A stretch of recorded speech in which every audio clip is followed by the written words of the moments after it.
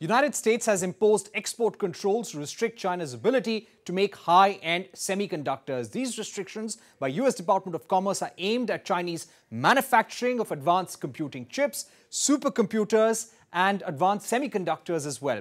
The Biden administration has said China is using high-end chips for military systems and AI for surveillance on the United States. And therefore, these export controls are a national security interest. Now, these changes have far-reaching consequences. Basically, ban on export of all semiconductors made with any US equipment or by a US citizen to China. This ban applies to all nations and companies using United States equipment.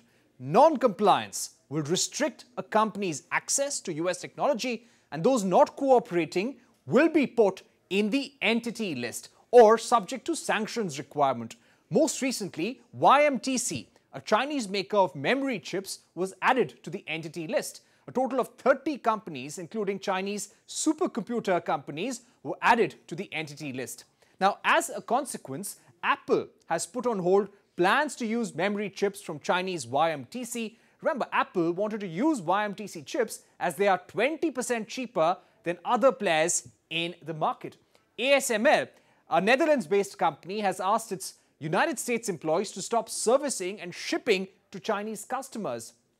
Taiwan Semiconductor Manufacturing and Samsung have also been restricted from exporting chips to Chinese companies.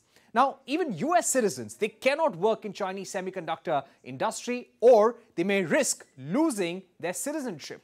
Chinese semiconductor industry has reacted rather sharply, calling these restrictions arbitrary, and that the controls will also put more stress on the global supply chain of semiconductors. The industry association there in China has urged the US government to reverse the wrongdoings.